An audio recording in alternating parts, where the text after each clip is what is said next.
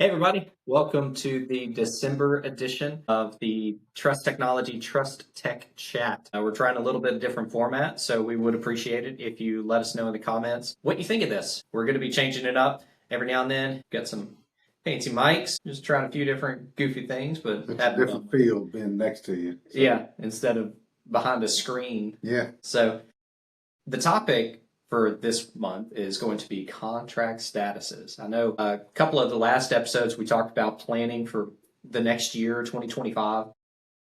What it always comes around with that is contract statuses, reviewing contract statuses. We've had a recent situation where some customers, new acquisitions have stated that they got auto renewed, they didn't know their original term, they questioned different things like that. Do you have any fun stories or not so fun stories to yeah. tell Not about not that? just even knowing when it renews, how long it's going to renew for. A lot of contracts will renew for. Most contracts we do about 36 months, some longer. And you would assume, like most, if they do auto renew, they'll auto renew for a year.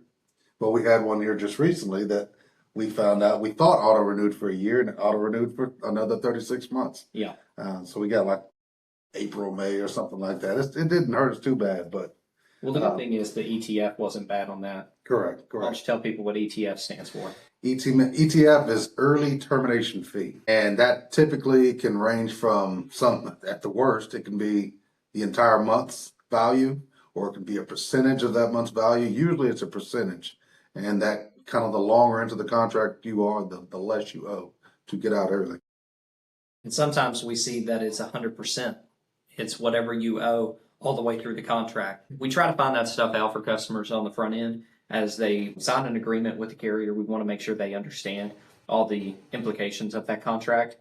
What is the renewal period? What is the period to change your contract? If your contract is coming up, there's typically notice that needs to be provided, Written notice. a written notice a lot of times within 90 days, 30 days Yeah, sometimes. so basically what he's saying, your contract ends December 31st. You can't call them or write them December 20th saying, I want to cancel. You got it. Most of them are at least 30 to 60 days out, some of them 90 days out, that you have to issue that written notification of. Something. Yeah, we've had some say, "Oh, you got to fax it to us."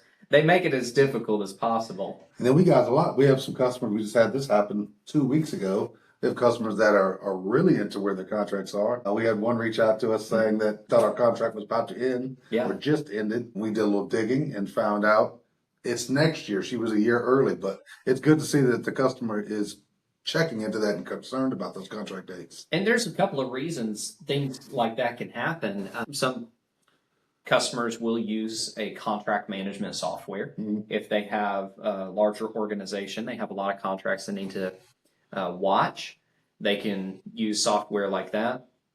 But then there also tends to be a discrepancy between when you sign the contract and when it activates. Carriers, Depends on the carrier. yeah, it depends on the carrier. Sometimes they go off a signature. Well, if it's a fiber circuit, it may take 3 months before it actually gets installed. And during that time, it's actually eating away at your term.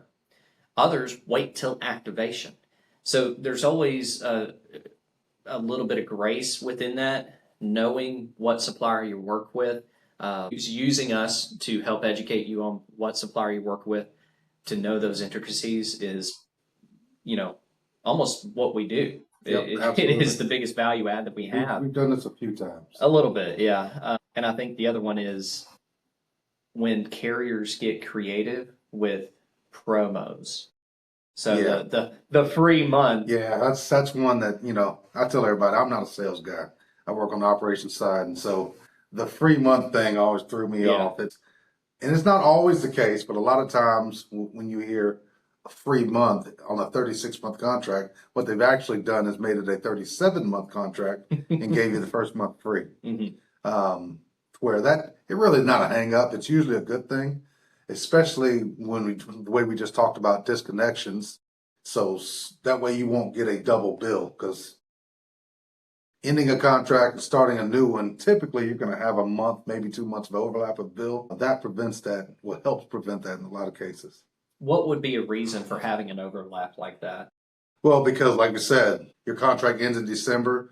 You put notification out in November or September, whenever it was within the legal period, saying that you wanted to disconnect, but it doesn't actually disconnect until December. And your monthly bill for the December won't show up till January. And so your new service started in January, they went ahead and billed you.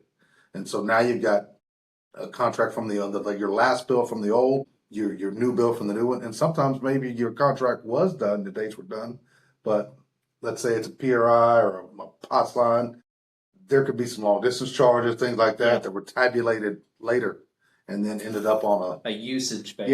usage based thing that they try to hit on the last bill. Well, and to make matters worse, some suppliers bill for the coming month, some bill for what just happened. And so if you're switching between those two, that can add extra overlap. And then typically you can't issue any type of disconnect while there's an active order, which would be the port request. So it's all, unfortunately, it's kind of a juggling game, but that's what we help customers navigate the rough roads ahead in doing all that stuff. I've had multiple customers recently tell us that I don't know how we would have done this without you guys. And that's not to toot our own horn, maybe a little bit, but it is about the complicated nature of this. Someone needs to be looking at this for your company. And I would go out on a limb and say most small to medium businesses, mainly small ones, probably have no one looking at this. Absolutely. Until they get something in the mail from that carrier saying your contract's about to renew. But by the time you get that, sometimes it's already past your window to disconnect. Where this comes into play a lot for us, we were heavy into the premise telephone game. And so as we're moving people over to cloud-based telephone systems, a lot of times we've spun up their internet connection that has a PRI or, a legacy type voice platform built into that contract. And so we think, well, they still need the internet. We don't have to worry about the voice, what you do. And sometimes you can't disconnect that voice and leave the data. Right. And so that it can be an integrated bill. This is why we want to know, what dates are left in it, because we'll try to sometimes schedule. It may be January, we want to put this in now, but maybe your contract on your voice and data doesn't end until March. So we may fix this to where we can make it all happen at one time, make it seamless for you. And along those lines, I kind of want to dispel something that I think a lot of customers assume. During our sales process, a very common thing for us to ask for is a bill copy of what you're currently paying for. Now, some customers think, oh, you're just trying to match what I'm paying. You don't want to save me any money. That's not our intention. Typically, what we want to see is exactly what you're paying for, what is the line items on your bill, to make sure that we disconnect the right things, we quote the right things. I've had customers send me the bill with the price blacked out. And that's totally fine. If that's what makes you sleep better at night, to know that we're giving you the best deal, absolutely. Typically what we do is return on investment. And so I'll show you what you're currently paying for. I'll show you good, better, best options and how they price out over a 3 or 5 year term. I can't do that if the pricing is not on there, but I understand why you're keeping it back. And there's a lot of times it's not even just the money value of it. There's a lot of times we'll find on that bill, there are services on that bill that you've been paying for years and you have that you haven't been using them. Absolutely. There's no POTS line that when you moved from this building to this building, you didn't need that line anymore. You asked for it to be disconnected. It got disconnected, but never removed from the bill. And that's a plain old telephone service. That's what POTS stands for. That's like the you old school. would have had at your house back in the day. Yeah, one of those rotary phones that we got back here. I don't know if y'all can see that. That I've seen through some of the major providers. There'll be some maintenance services that they have on that bill that you've never utilized. It's just, you're just charging you every month for it. AT&T for the longest time has one they call the inside wiring protection, and that's to say anything past their end point, if it has a problem, they'll cover.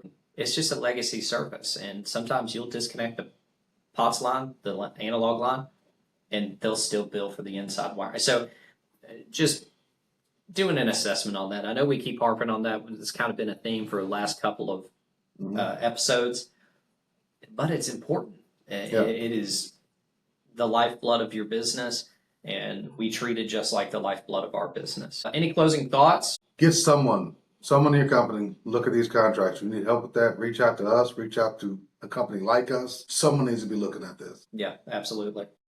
Well, I think that's great for the December edition. Again, let us know what you think of the new format. We're going to be trying a couple of different things as we move along and start the new year. Wishing everybody a Merry Christmas Yes, absolutely. and a Happy New Year.